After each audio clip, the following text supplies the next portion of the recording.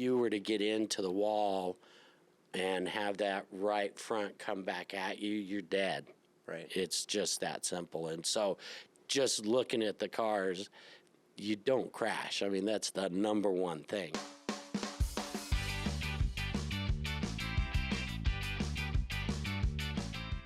Thanks for making the drive up just to do this podcast. I appreciate it.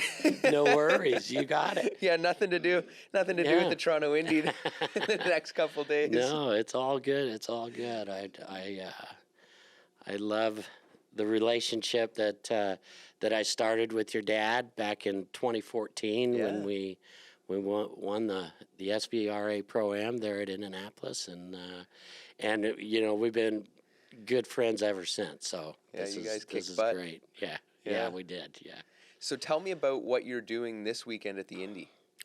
So this weekend we've been brought up by FEL, which is FEL. Yep.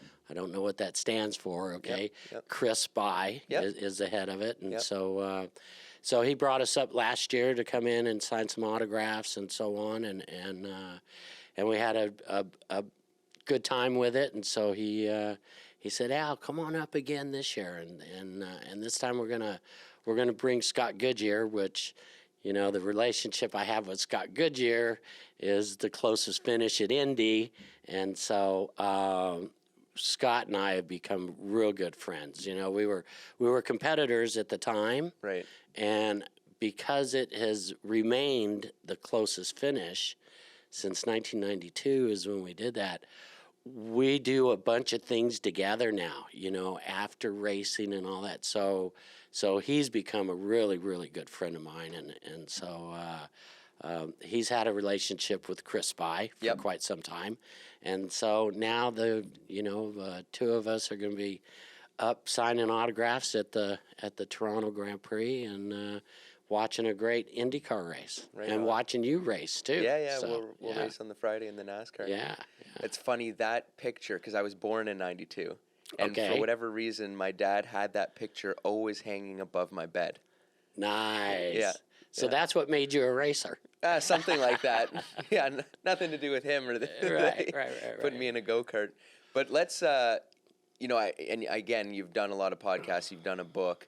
But I want to keep this kind of as a standalone, because a lot of my guests or my listeners, wouldn't, maybe not have listened to your podcast with Junior or have read your book. Right. So let's go back to, you're born in New Mexico, and when you're born, your dad and uncle are already professional race car drivers? Yes, absolutely. You know, okay, so chronologically, I was born in 1962. My Uncle Bobby was a rookie at Indianapolis in 63. Okay. Dad was a rookie at Indy in 65. Okay. So not right when I was born, but when I was extremely young. So as soon as I got basically, 6, 7, 8, 9 years old, that's when they became successful at Indianapolis. So Uncle Bobby's first victory was 68. Dad's first victory was 1970. And then right at 71 is when I started racing go-karts. Right, okay. In 1971. And how did that come about? It came about, ironically, because a go-kart track was built within a mile of our house. Okay, that works. So, excuse me. And so this go-kart track is built, and it's right just up the street from where we lived there in Albuquerque, and we started racing. So your dad came home with a kart? Dad came home with a go-kart. You know, I was itching at it. I was asking for it. You know, Dad, let's get a go-kart and so on. Well, okay. So then he got one, brought it home, and the rest is history. So how were you successful right away? I mean, I guess it was probably a new kart club, and everyone was new to the track. So you weren't you weren't showing up at 14 years old racing against guys who have been established there forever. That is correct. Yeah, everybody was pretty new. The go-kart track, by the time I started racing, was about 2 to 3 years old, max. Okay, And so the competition was good. You know, there was one kid that that was pretty quick, and so on, and so you know, within a real short time, we were winning races. So, Right. And did your dad kind of have this grand plan for you, or at least he had already, you know, seen what it would take or the skills you'd need to develop to be an IndyCar racer?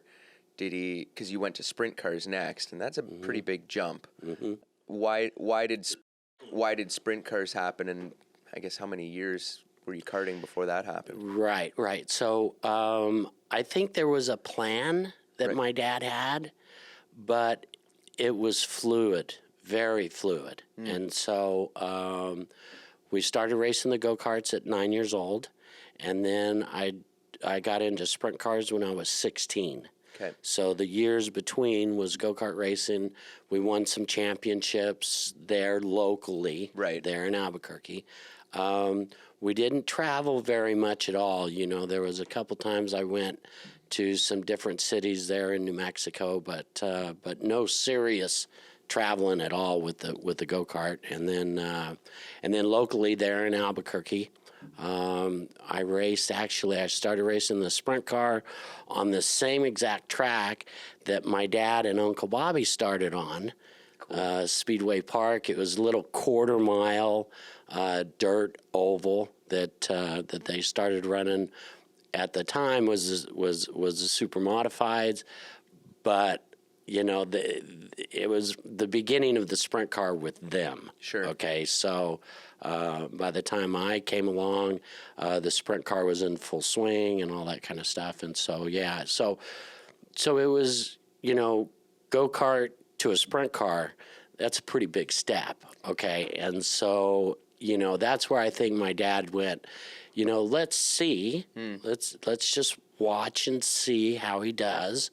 And then we'll go from there. And I was able to adapt to it really quick. Had a lot of fun with it, and so yeah, we just kept going. And I think the plan that my dad, yes, he had a plan, but it was for every step that I took that was up the ladder.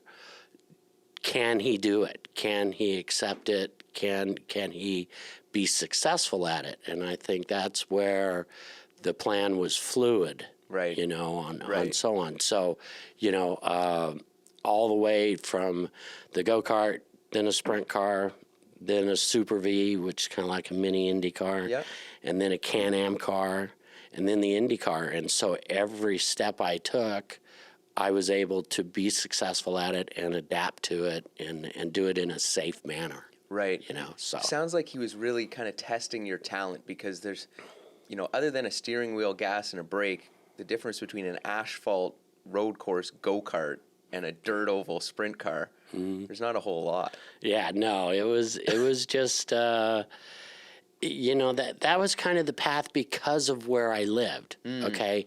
Had I lived back east, okay, so like, for example, Michael Andretti's ladder, okay, was go-karts to a Formula Ford. Right.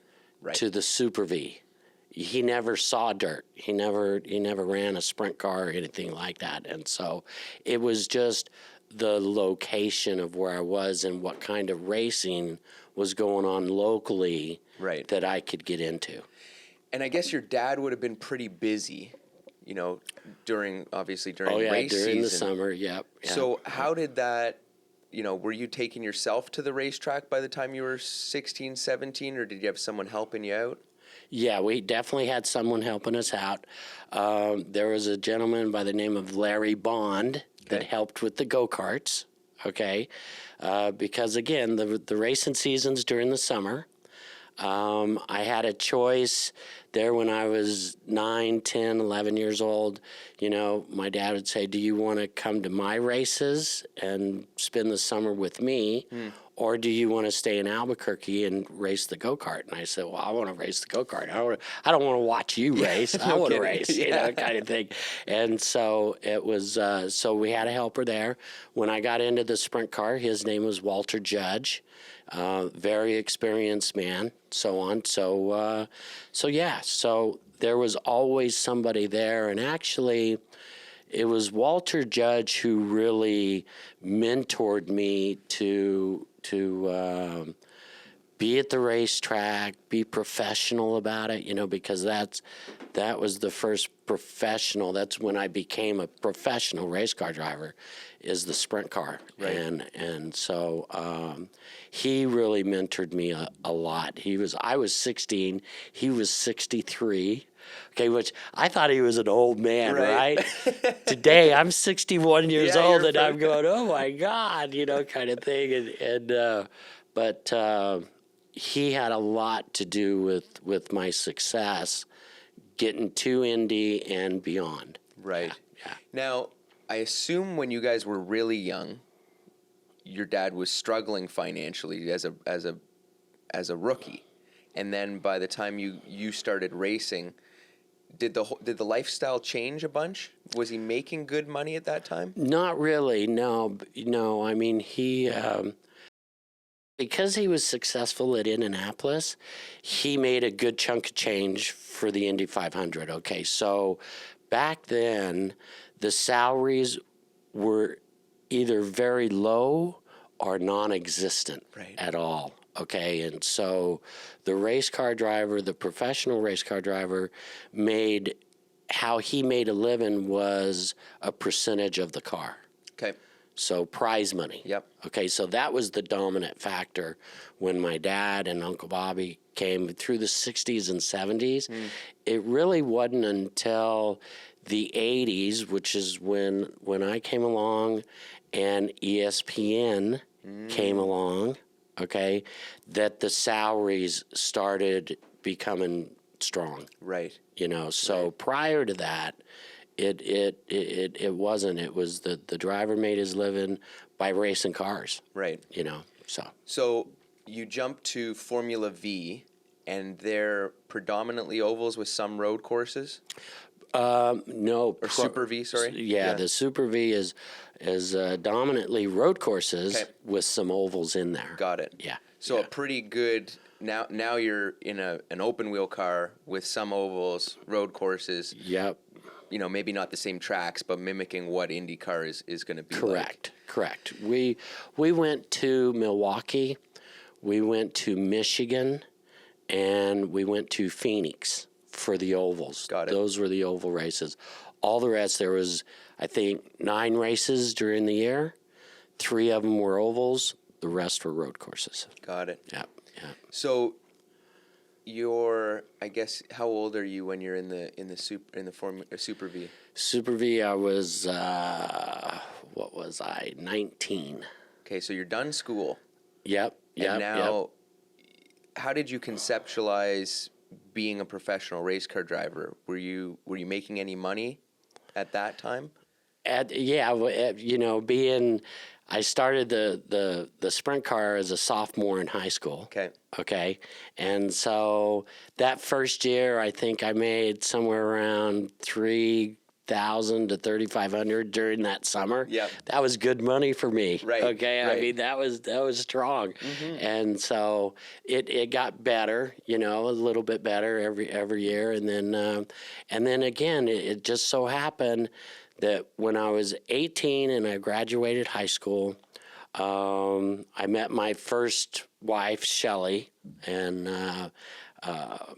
so we traveled this summer doing that, running the sprint car, and then at the end of that summer, I moved from Albuquerque to Phoenix, Arizona with Shelley, okay, and I started working for a really good sprint car owner. His name was Gary Stanton. Okay. And he was dominating in the world of outlaws. Ronnie Schumann was his driver, and so they were winning a lot. And so I was up and coming, and so he hired me. I worked in his shop during the winter of that year, and then started running in the spring for Gary. We had a couple successful races, and then we couldn't do anything. Okay, we were struggling.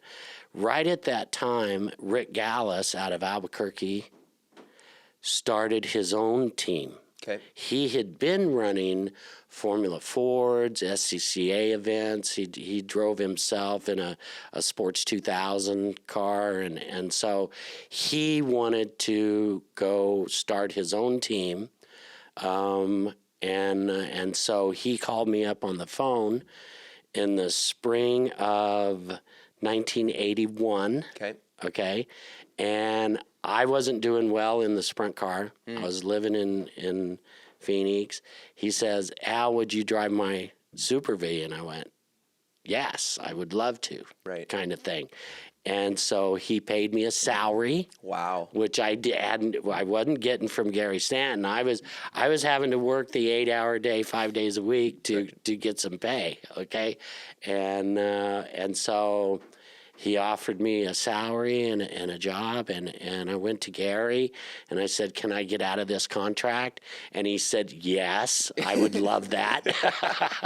Because like I said, we weren't doing well at all, and so he wanted to change too. Okay. And so I went to work for Rick, and then Rick is the one who took me to Indianapolis 2 years later. So wow. He owned the Super V. Okay. He owned the Can-Am car.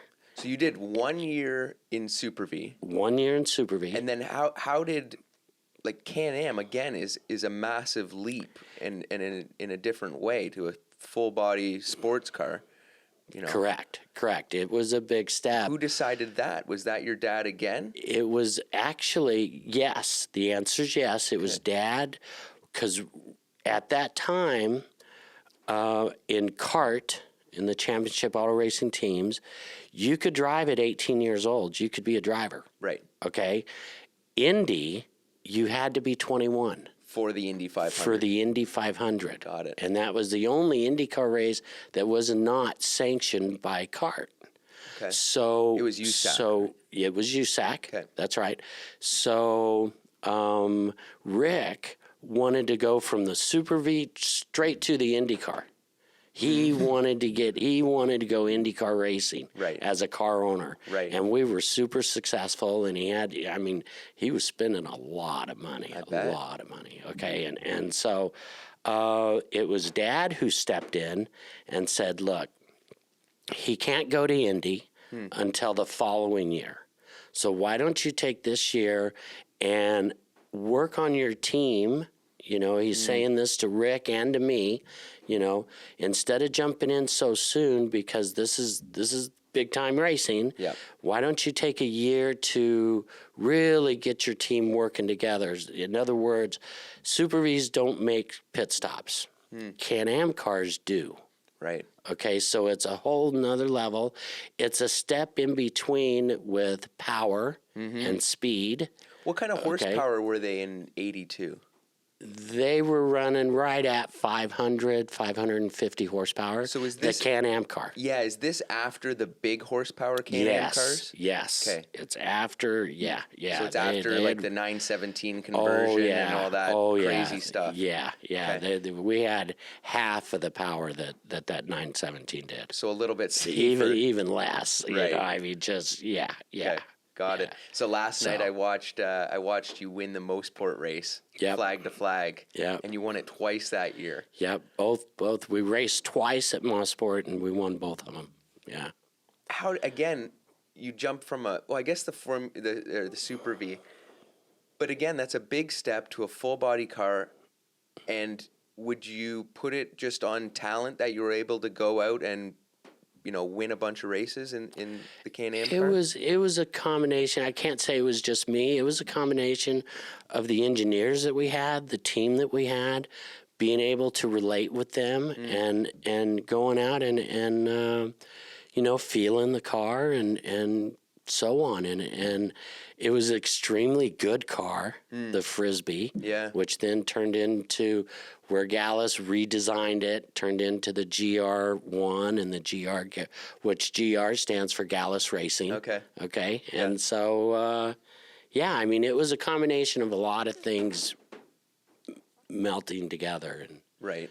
So in the back of your mind, it's the goal is IndyCar. We're doing this. Absolutely. We're doing this to, build the team, work on pit stops, all that stuff. Yep. And then, so they fund the full IndyCar program for the next year. Are you required to look for sponsors or anything like that, or are you just collecting your salary? Myself, no. Okay, so Rick hired me straight away to run the Super V.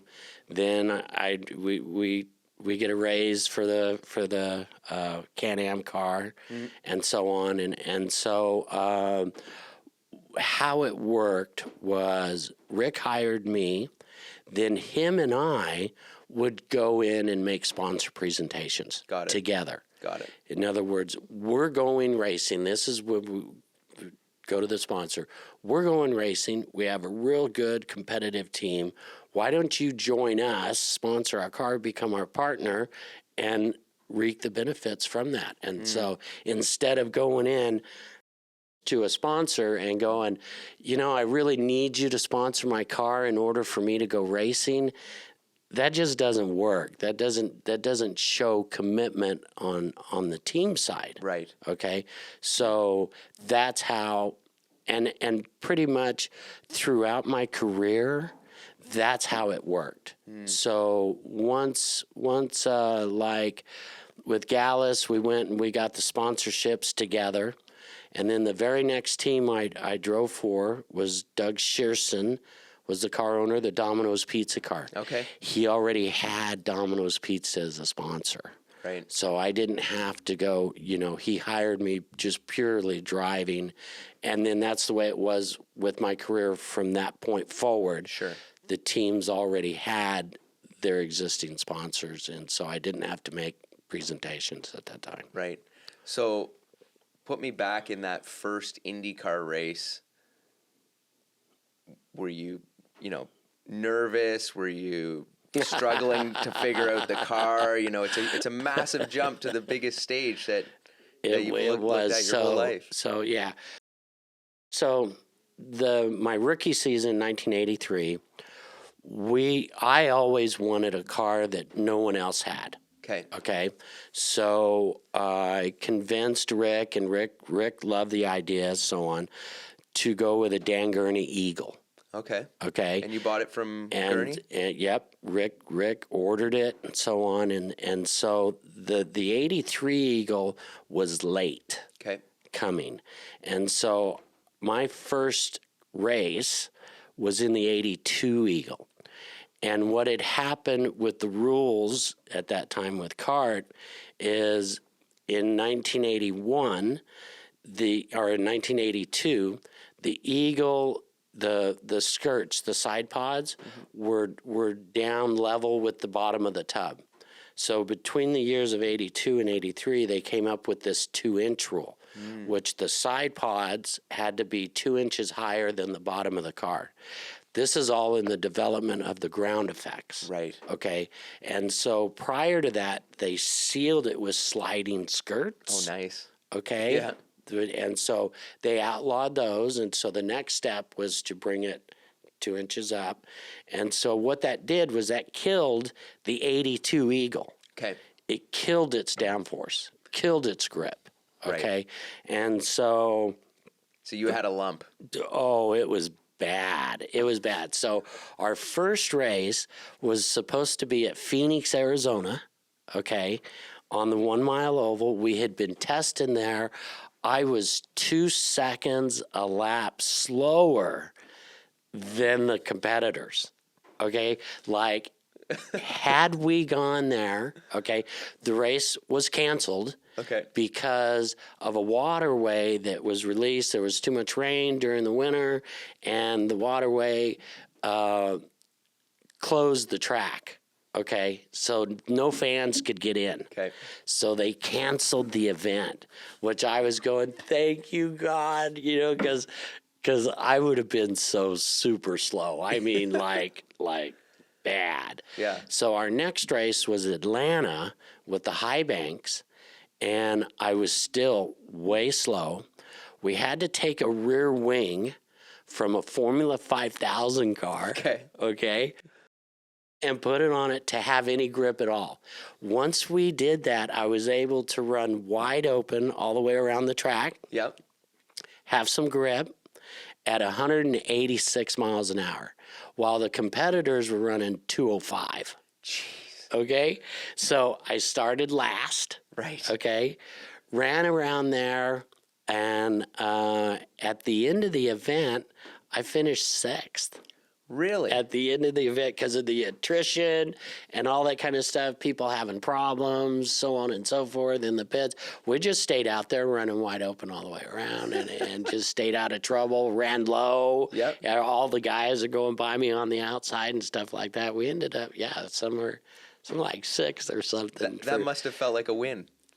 Well, yeah, I mean, we finished. Yeah. I mean, we were super slow. Okay? Right. So. But in that car, you could, before the race, that many miles an hour down, you could calculate how many laps down you'd finish before And I was that many laps down, like 4, 5, 6 laps down. Okay. Right. But the next race was the Indy 500. I finally get the 83 Eagle. I actually, in April, we only had the 82 Eagle. Okay. Did the rookie orientation at Indy. Okay. When I was not old enough, I was still 20 years old at that time. My birthday is April 19th. Okay. So it was before that. And we went there, and I couldn't pass the final stage of rookie orientation at Indy. Okay. So I failed rookie orientation when we did that. And why couldn't you pass it? Because of the 82 Eagle had no grip. I mean, this car was just... So it was on speed? Yes. Okay. Yeah, there's stages. There's, they ask you to run 10 laps between 180 and 185, and then 185 and 90. And then 90 to 95 is the final stage. Yeah. I could not run 190 miles an hour. The car wouldn't do it. It would not do it. It would, I mean, I'm driving it sideways off of turn 4 going, like this, And thank God my dad was there, and he'd grab me and he'd go, look, if the car's not there, it's not there. Right. So don't be thinking that you can do something here. It's just, you need the car to run 200 miles an hour. It's just that simple. Yeah. And so I went, okay. So we run Atlanta. We come back to Indy for the first day of practice and first week of practice. I have my 83 Eagle. Yep. World of difference. All of a sudden, I've got grip. It's comfortable. I can drive around there. I ended up my rookie year qualifying 5th. Wow. And so, they're just how things fell. Yeah. It was, yeah. So you're now in IndyCar. You're at the Indy 500. Do you think about, or do you have conversations with your dad about driving an IndyCar, the dangers of IndyCar, kind of, how to go about the race? Do you, that, hey, we don't crash here kind of thing? Well, just looking at the car, okay, you didn't crash. Right. It was that 83 Eagle is aluminum honeycomb as a chassis. It only comes up to your hips. Everything above your hips is all just fiberglass, that it's just a body. Right. That's, and so, if you were to get into the wall and have that right front come back at you, you're dead. Right. It's just that simple. And so just looking at the cars, you don't crash. I mean, that's the number one thing. Okay. So, but yes, my dad's experience there was huge help. Okay. We didn't talk about the dangers. The dangers are obvious. Right. Okay. So it's not that. It's what we talked about was, you know, having the car comfortable, having a really tight back end, okay, and because you can throttle and understeer, you know, you can feel that and judge that. You can't throttle a loose. No. Okay, so as soon as it steps out, you're out of it, you know, Right. kind of thing. And so you want that back end solid underneath you all the time. And so that was, you know, Dad's going, you have to have this.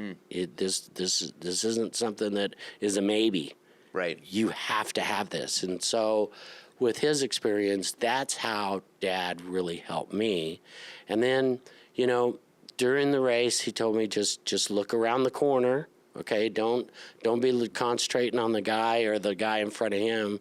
Be looking around the corner when you start to come up to it, because there's a lot that can be going on over there. Right. And because of how fast you're going, you're on it like that.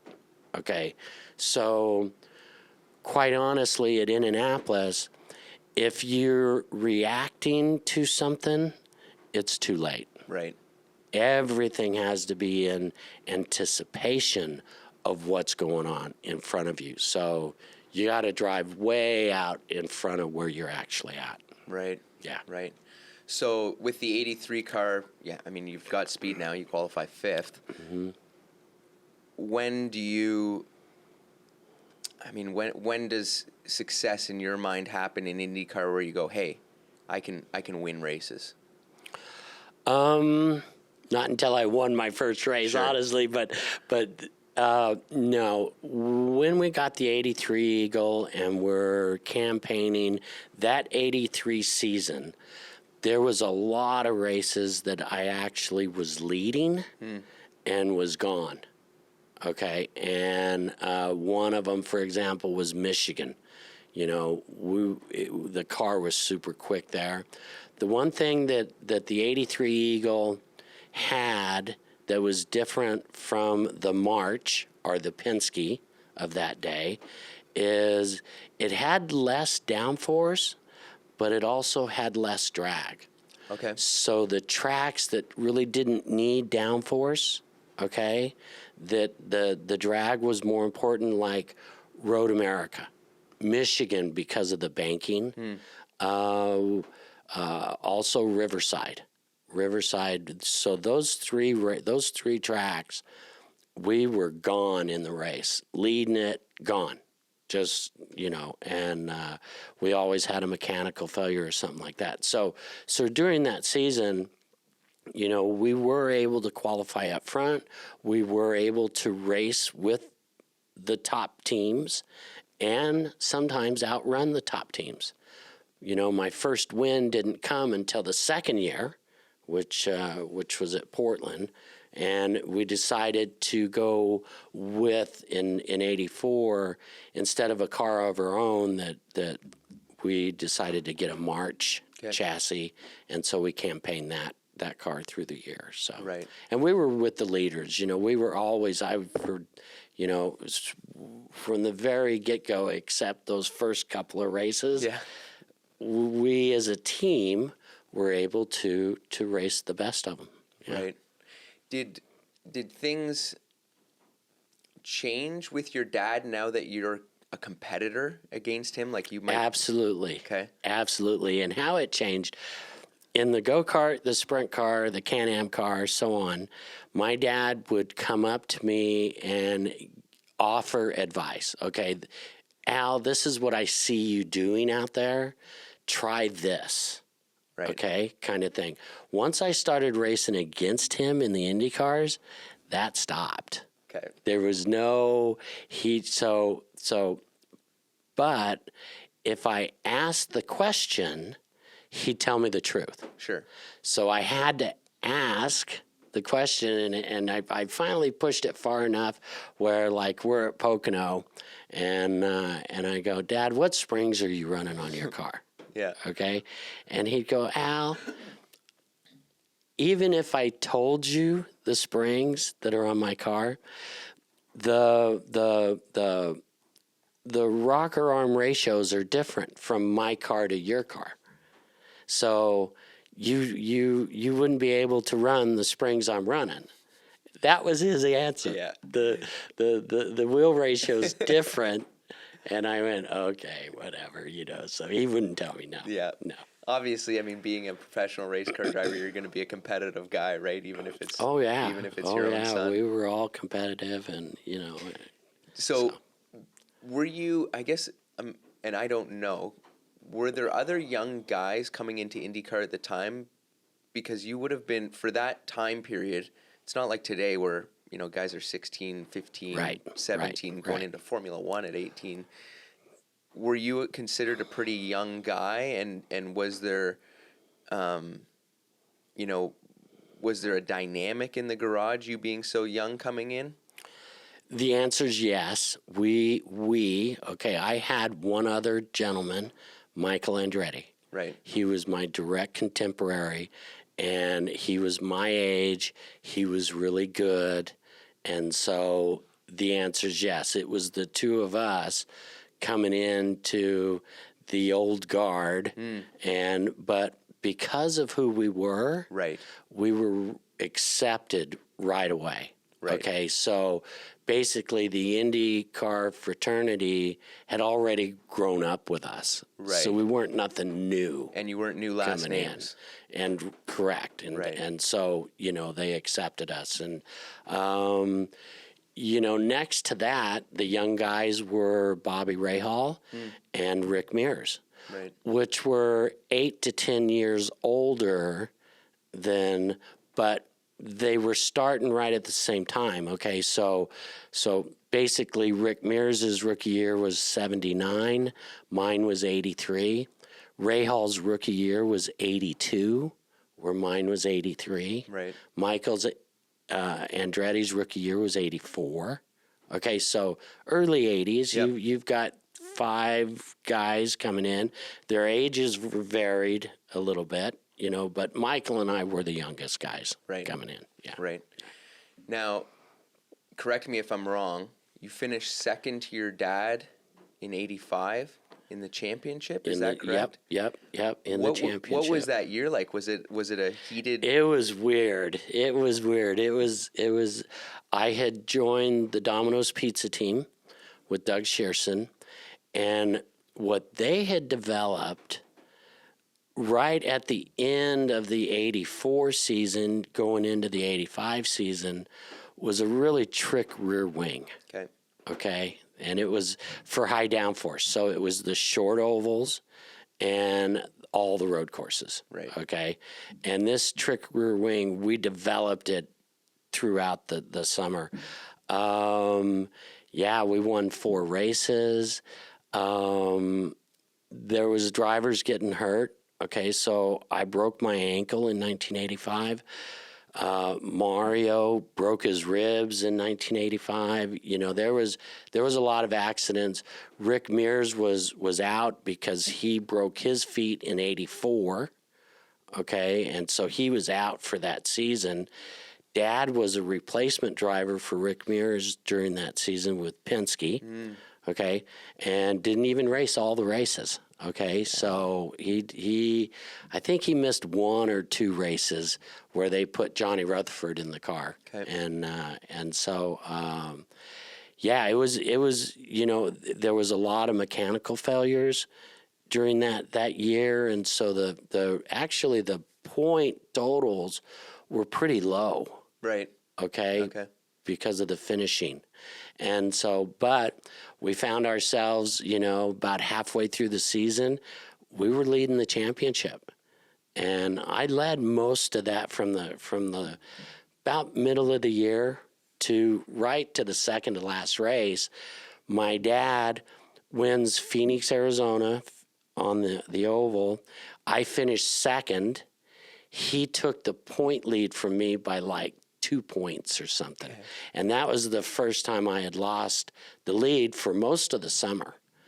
And so there's only 1 race left, Tamiami Park, okay?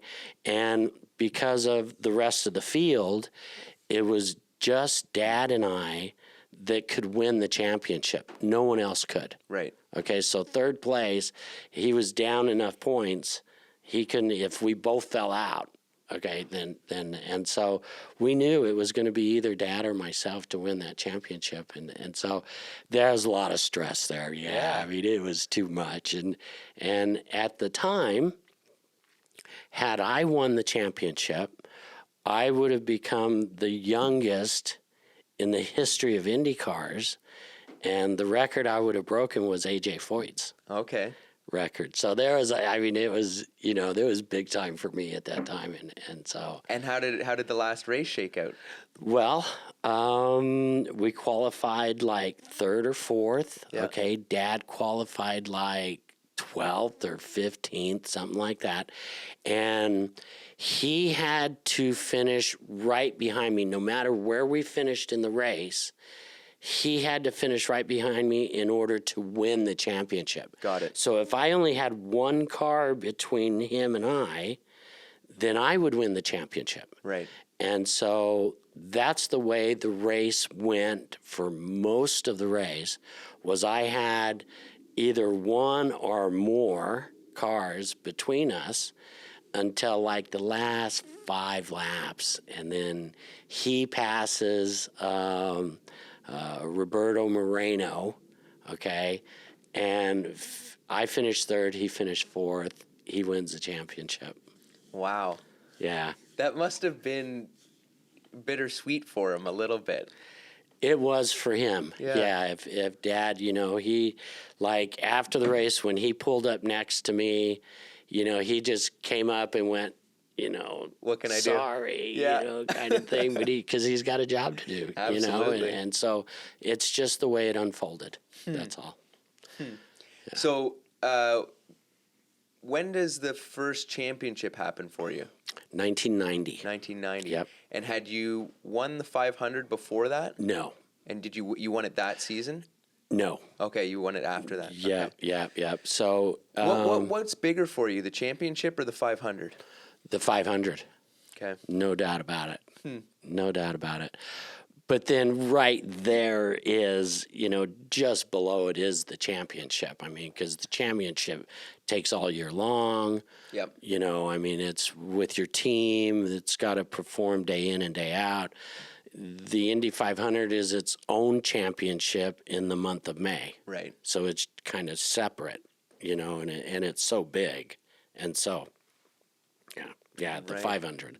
Huh. Yeah. That's got to be And one we of the... came really close in '89. Yep. When Emerson and I were running, and we got together, and there was only one car going to come out of that one, right? Yep. And so we came super close in '89 that year, and so the team was there. We were doing all the right things to be winners. It just, it took us a few years. So 90 was the championship, won a lot of races. 92 is when we won the 500. Right. So, With Scott Goodyear there. Yeah. So you go to Penske. Is that a big change to such a long established organization? Is it a pay increase? Actually, it was, yes, a pay increase. It wasn't what I was negotiating. Okay, I was negotiating with Newman Haas, Carl Haas. Okay. And that was a big number. Okay. And so Penske actually offered me half of what that number was. Wow. Okay. And I said, of course, yes, I want to drive for Roger. When you get the call from Roger, you get the call from Roger. Right. And so, you're gonna pretty much do whatever it takes to do that. And so, that's what we did. So, you've won the 500, you've won the championship, you're a household name in the U.S. Where does the NASCAR fit in? How do you was it sponsor driven because you went and raced the Daytona 500 in '93. Yeah. Okay, so that's the year after I won the 500. It totally Valvoline paid for that whole ride and all that kind of stuff. A one-off. Okay. Valvoline was my major sponsor. They loved me and I loved them and so on. Still to this day. Yeah. Okay, and so. But yeah, that's the reason for that. NASCAR was really on the rise in popularity at that time. Sure, yeah. Okay. And so I was getting offers to go down and run NASCAR Full time. full time. Okay. And I was willing to do that because my whole dream was to race and win the Indy 500. Right. And so once I did that, like I had some F1 offers prior to that, and I told them no. Wow. Okay. Well, Bernie Ecclestone calls me up at the end of the 85 season. And in that winter time, he offers me a full blown Brabham second ride to Nelson PK. He like three times the salary I was making at that time. He flat offers it to me on the phone. Wow. Al, I'll pay you this. I want you to be my second driver to Nelson. Come on over. I want you. And I said, hey, Bernie, I really appreciate this call, but I want to do good at Indy. Yeah. Which hindsight, looking back at it, I should have gone, Okay. to F1 and then come back to Indy like Emerson and Nigel Mansell. And, I should have, not knowing, I didn't know that was going to be my only serious opportunity to go F1. Right. Okay. And I didn't realize at the time how big Formula One is. Right. I just didn't realize it. That's, I was, kid from New Mexico and so on, and, watch his dad and Uncle Bobby only do the Indy 500. And, Yeah. I didn't know. I just didn't know. Right. Okay. And so, yeah, that was. Do you think, that's a good point to go there and then come back? You probably would have, again, like how you race sprint cars and then the Can-Am, I'm sure you would have picked up a bunch over in Europe. We would have adapted to the cars, sure. Yeah, and sure, brought back some more skills. Yeah, I tested the Williams car and adapted to it pretty quickly and did good, and then so as we get down the road with 92, Daytona 500, 93, Yep. had those opportunities. And my dad was just so against it, okay? And the reason why is because my dad had bad experiences with NASCAR, okay? Where, NASCAR really wanted to control who their drivers were so that they could promote their series. They didn't want, and I can see this to be true and makes a lot of sense. They don't want drivers coming in from F1 or IndyCar and showing up the boys that they're pushing to be the best drivers in the world, because that's what they're doing. Right. And they were. Bill Elliott, Dale Earnhardt Sr., Darrell Waltrip, Kel Yarborough. Yeah. These guys are legends, and they are. They're good, and so, but NASCAR was real protective of that. Okay, and so when my dad would come and race NASCAR, which he would do every now and then, and he'd be quick, NASCAR would make sure to slow him down. And so he had those bad experiences, okay, which these are in the days when the car rolled into tech and they'd shut the garage doors. Got it. Okay. Got it. And they'd do their own tack on that car, and then, it wasn't open. And Just so thumbs up or thumbs down. Yeah. And so, it was kind of those days. And so my dad, his advice was, Al, they're just going to eat you up and spit you out. Right. You're not one of the good old boys. So, and so, which in fact, at the time, with my dad's experience, was correct. Sure. Okay. But all of that was changing in the early 90s. Okay. And so the garage doors in tech started to remain open. The competitiveness was starting to, they were self-policing each other. Okay. So NASCAR really was a whole change of times and all that kind of stuff. And so the answer is yes, I should have gone, okay, And, Dad, no, you're wrong. I see a change in NASCAR, and so I should have gone, but I didn't. Dad was, I kind of took his advice because that is the kind of experience I had in 93. Okay. With the Daytona 500 where, we were quick and all that kind of stuff. And then all of a sudden in tech, my front dam on the front was too low. And so what they did, what Waddell Wilson was my crew chief, okay? Yeah. What he did was he just raised the car. Oh. Now that puts my hood way up in the air. And so he took it. It cost me, in order to make that bottom legal, he raises the front like 2 turns, and I go out and I lost 2 or 3 tenths, which now I qualified 43rd. Man, I was like last, and I'm going, what is wrong with this? I mean, it had been passing tech all the time up until qualifying. And I just went, okay. So that was, your experience, yeah. Dad made sense, yeah. But it was changing, and so, right. It's way different today. So now you were running IROC prior to that? Yep. Okay. Yep. And doing really well in IROC. And so again, who taught you? You're driving a full body stock car on ovals. How did you just jump in that? And just jump in it, and I was just able to adapt to it. I was able to, just really, I worked at it. I practiced the IROC car a lot. Okay. As many as, when we went, because we had Daytona, then we had Talladega, then we had Mid-Ohio, and then Watkins Glen. Right. Okay, so you had the super speedways, and then you had the road courses. The road courses I adapted to straight away. Sure. I mean, it was just a no-brainer. We did that. So where I really had to learn was Daytona and Talladega. Daytona, my very first IROC race at Daytona, I crashed out.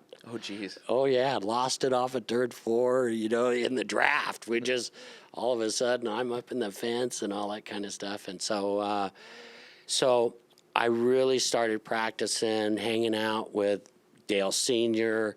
I went straight to him and made friends with him straight away. Sure. Dale, help me out here. I'm out of my realm, and Dale did. He took me under his arm and he totally helped me, and we ended up winning the IROC championship that first year. Wow. Because I won both road course races. Okay. Okay. So. That's a good guy to help you out on the super Absolutely, speedways. Absolutely, yeah. Wow. So you turned down F1, you turned down NASCAR. Yeah. You're now in the Penske car, and in '94 you guys dominate. Yeah, dominated. I mean, the team was so good. There was 16 races for the IndyCar season. Team Penske won 12 of them. Okay. I personally won 8 of them, and so I batted 500 that year. Yeah. It was just winning the Indy 500. It was a great year. Now, and then it all unravels in 95. Right. So you must have been, you've had bad years before, Mm-hmm. and then you have this stellar year. Do you allow the racing success to dictate how you feel? About the whole year.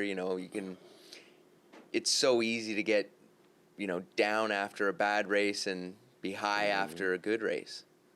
Yeah, I mean, it was. The answer to your question, no, not really, because we're with a great team. Yep. And it was slow. It was slow to, not make the right decisions and so on. And so really it had a lot to do with the whole team. How do I want to say this? We as a team, we signed, we had Mercedes-Benz. on badged on the car. Right. And it was Mercedes-Benz all the way to, the end of '99, which is when I left Roger, those 6 years. So 94 to 99. For engines. And so, no, yeah, for engines we had Mercedes, but it was Ilmor built. Okay. They were Ilmor engines. And then at that time also in 96, Firestone really comes on strong. Okay. And so, with Roger, what ended up happening, he sold Detroit Diesel to Daimler-Benz in either 2000 or 2001, right in that area. Okay. So he was wanting to sell Detroit Diesel to Daimler-Benz. He had been working that deal for several years. Okay.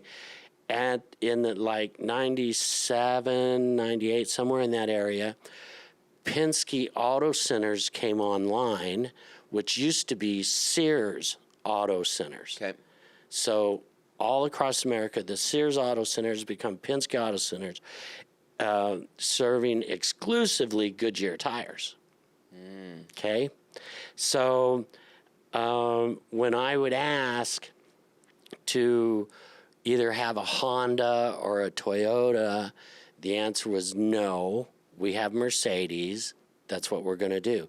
When I would ask to go on the Firestone tires, he would say, no, we're on Goodyear's, and that's it.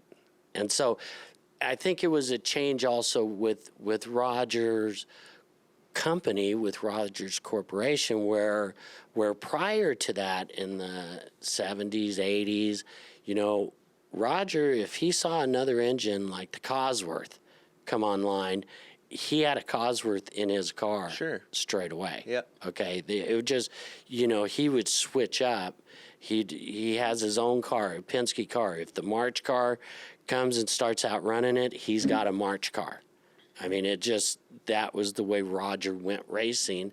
But then it started getting extremely popular, okay? And now you're talking about big companies, big corporations, so on, that affect, the decision you're making with IndyCars. It was just, I call it a perfect storm. It was just a perfect storm of when, and Roger wanted to win, absolutely. Sure. But, he goes, Al, this is what we have. Let's make the best out of what we have. And so that was me showing up to a racetrack during those 3 years going, if everything goes right, I can finish 10th or 8th or, Paul Tracy was my teammate there for a little bit during those lean years or whatever. Yeah.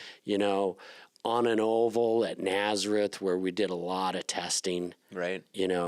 He won the race. I finished second, but those are just one-offs. Those are, it was just so hard. Like I remember Paul, him and I coming to Toronto and we're running and, we're 12th and 15th and, the end of practice or the end of qualifying, he gets out of the car and he goes, somebody please give me a setup, kind of thing. I mean, he was just, but that was Paul being Paul, Yeah. I mean, we were struggling. It was because of the engine and the tires. Right.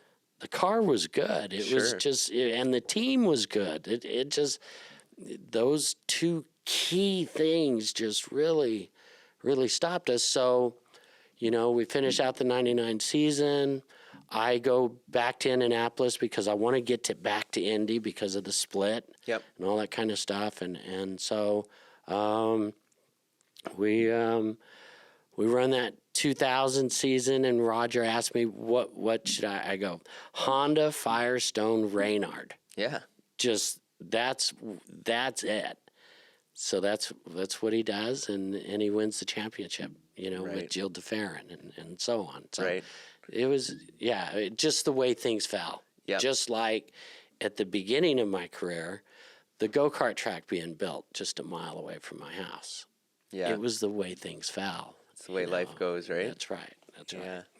So to go back to that 96 or 95 season, you guys are come off the best year ever, and then did you fail to make the 500? Yep. We missed the show at Indy. Yeah. And that was in our own chassis. And that was just the car itself. Okay. Nigel Bennett was the head designer, brilliant head designer.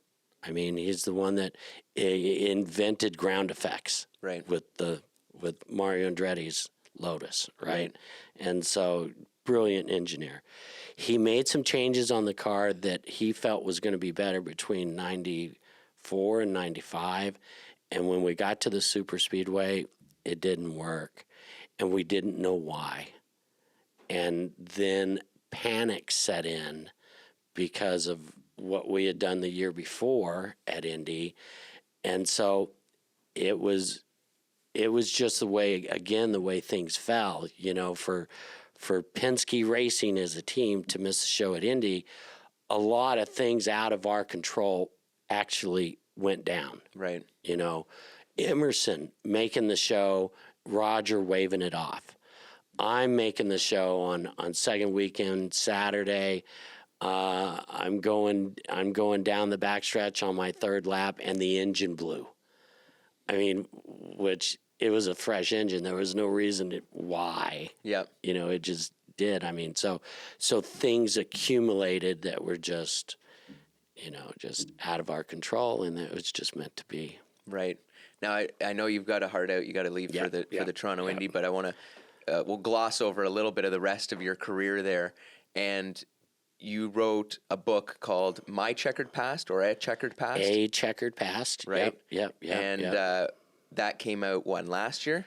Yep, came out last year. And I'm looking forward to it on audiobook. Yep, we're going to do the audiobook.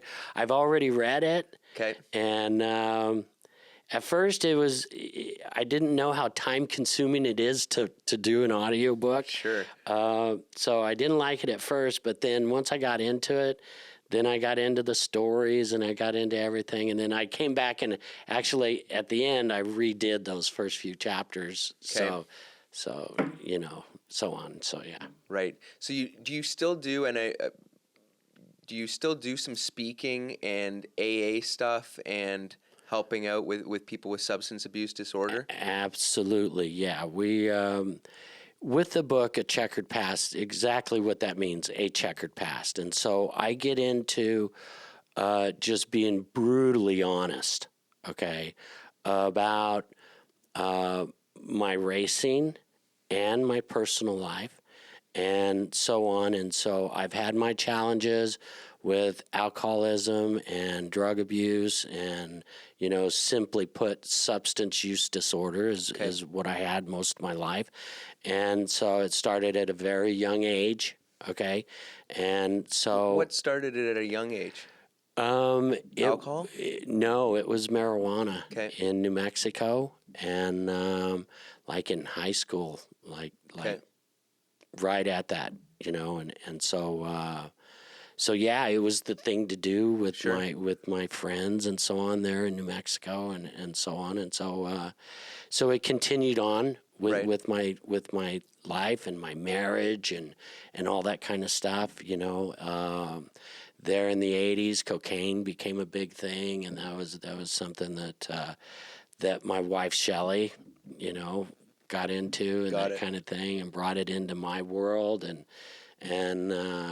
so I get into all of that. Right. And so my mom and my dad thought it was a huge risk not to do, kind of thing. And it's turned out. And I just simply told my mom, I go, Mom, this is the truth. Right. And if my experience can help someone else, then it's worth me going out and risking this kind of thing. And so, especially for the way my life has turned out now, Right. I'm remarried to a wonderful lady, Norma. Life is just super good, all that kind of stuff. And so I wanted to show that you put the work in, you address these, you be honest, and that's really what it's all about, is being honest, okay, and honest with yourself. Right. And it's not bad to ask for help. It's actually the best thing you can do is ask for help, because help is there for you in the beginning. Okay, and once you start learning this as someone with substance use disorder, help is there, and you have to have help. Right. But then as it goes along, then it's really up to you. Sure. And that's where I try to help these individuals or what have you, that it's hard, but there's a bright outcome when you do it. So, right. Yeah. Now, was it as I think everyone can probably relate to this, and it probably comes from being a kid, omitting certain things to your parents so you don't get in trouble. Mm-hmm. And then that becomes a habit, and that grows until, you're omitting things, you're not being totally truthful in your life. And that's a big fear for people. Now that you're on the other side of being brutally honest and mm-hmm. publicly brutally honest with yourself, was the fear warranted? I don't know what you mean. Is it a big relief now that you've put it all out there?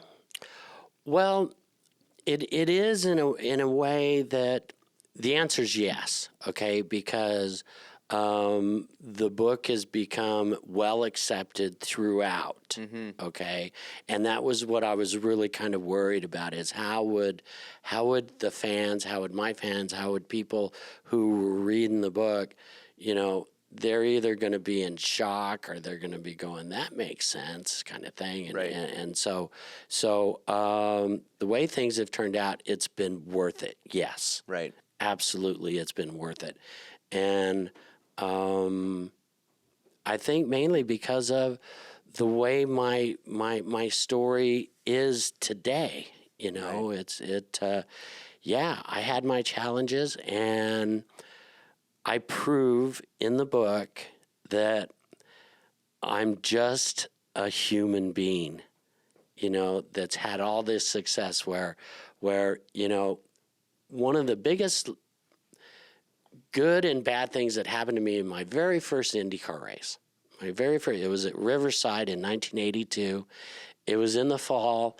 I had been having a successful season in Can-Am. Okay. IndyCar is right around the corner, the next race. So I drive for the Forsyth team at Riverside, and it's my very first IndyCar race. I'm sitting on the wall looking at my car before the very first practice session. So I've never driven this car yet. Okay, and it's practice at the race. My dad comes up and sits down next to me, and he can see that I'm super nervous, yeah. Right? He can see that I'm just, and he just kind of taps me on the leg, and he goes, "It's just a car. That's all it is. There's no difference between, your Can-Am car and this car. They're both race cars. Just go out and drive it as such. Use your head, and everything will be all right." And so I went, oh, okay, it's just another race car. Great. So I qualified 10th in this race, which I've just out-qualified A.J. Foyt, Gordon Johncock, Johnny Rutherford, all of my idols. Yeah. And then racing in the race, I finished 5th. Okay, so I beat Mario. Yeah. I beat my dad, A.J. Foyt, Gordon Johncock, Johnny Rutherford, all of these idols that have been they're immortal. Right?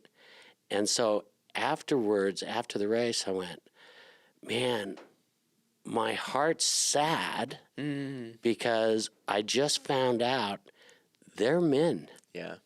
They're just like me. Yeah.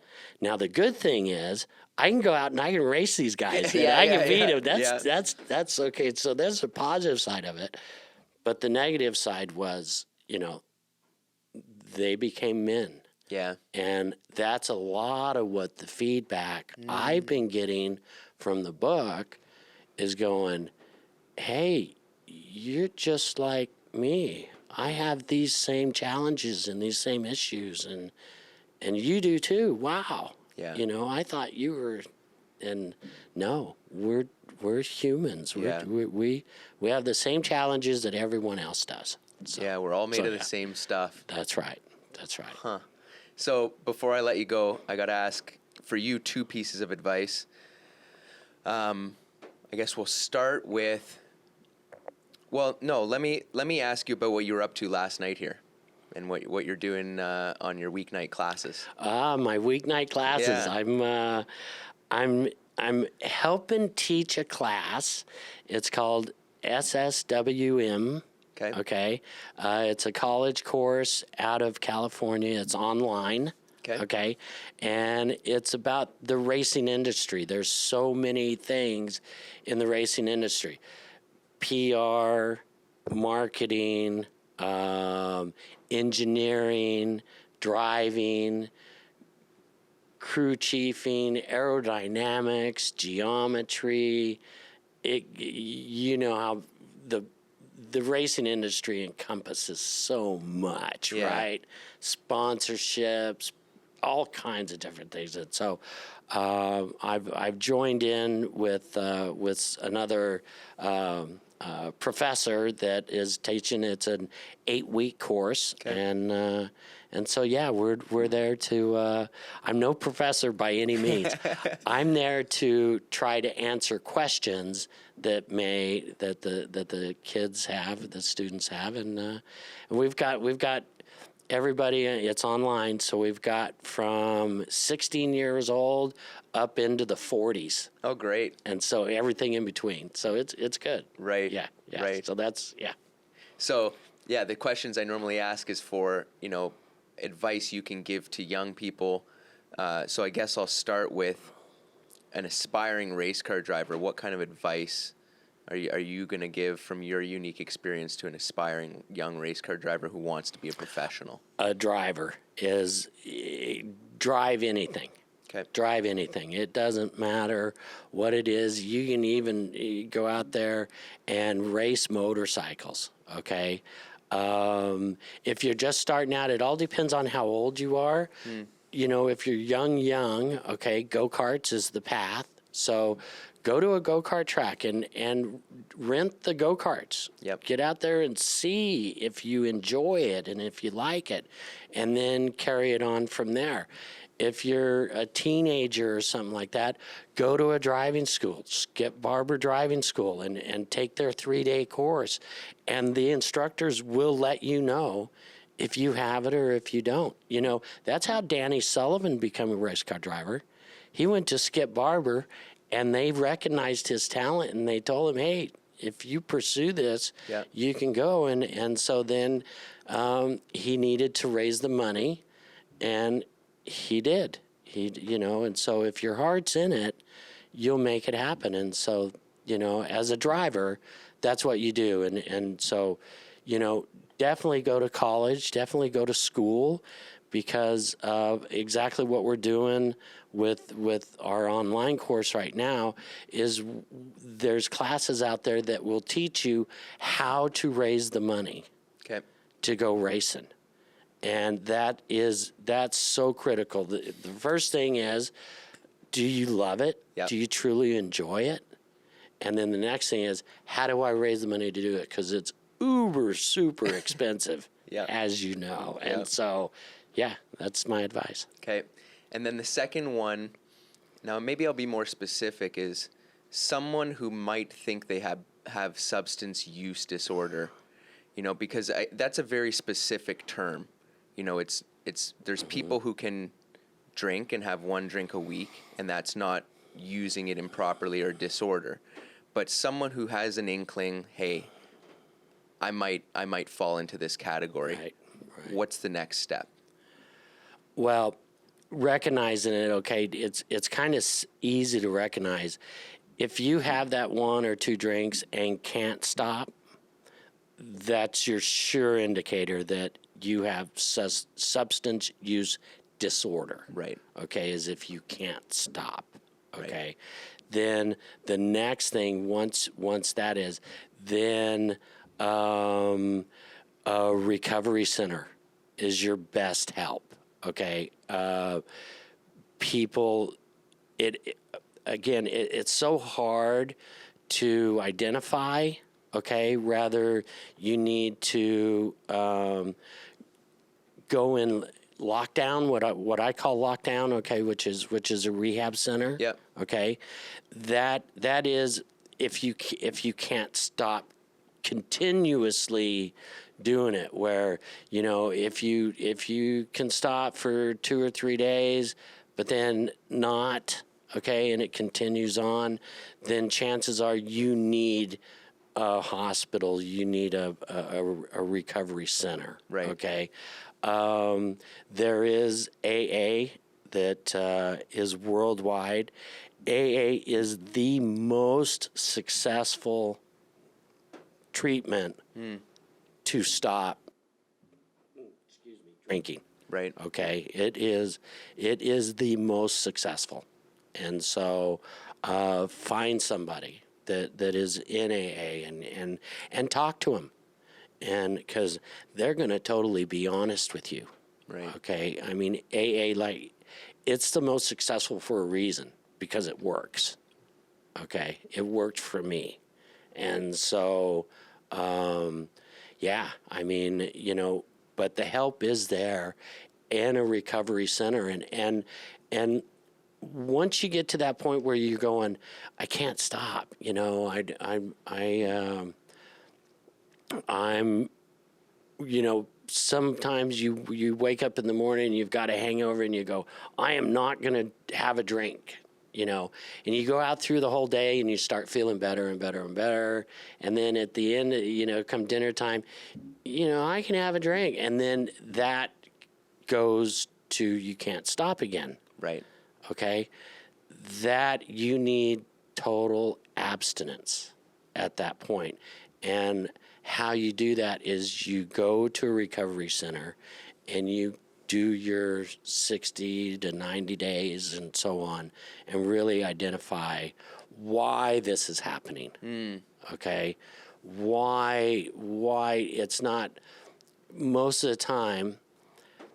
And it's pretty much all the time, not most, all the time, there's underlying issues going on that makes you do this. Okay. Right. For me, it was grieving and codependence. Okay. Okay. Any kind of loss at all would send me into an escape. Right. Okay. And so there's dual disorders out there. There's PTSD. There's bipolar. It's the gambit. Sure. Okay, which then brings you to mental health. Okay, which mental health is huge in the world today. We're just getting around to all this kind of stuff, and so everyone, if they have a brain, there's some kind of mental health in there, okay? Yeah. Whether it be good, bad, indifferent, whatever. If you're a human being, yeah, you have ideas and thoughts, and so ask for help. Ask, that's simply what it's about. Yeah. Oh, that's a good answer. Yeah. No, unless you're a Buddhist monk sitting and meditating, you're going to have some struggles. Well, even that, you have struggles, okay? Unless you're AI. Yeah. And AI is coming online nowadays, so I think that's the only one. Right. I can't wait for AI to set up my race car. There you go. All right. Really appreciate you coming on, and really appreciate you writing the book and being honest and helping out, like your weekly class and coming up to Toronto, making the trip and staying involved in the sport. Hey. Thank you, Gary. Awesome. Yeah, good luck this weekend. Okay? Thank you. See you guys next week.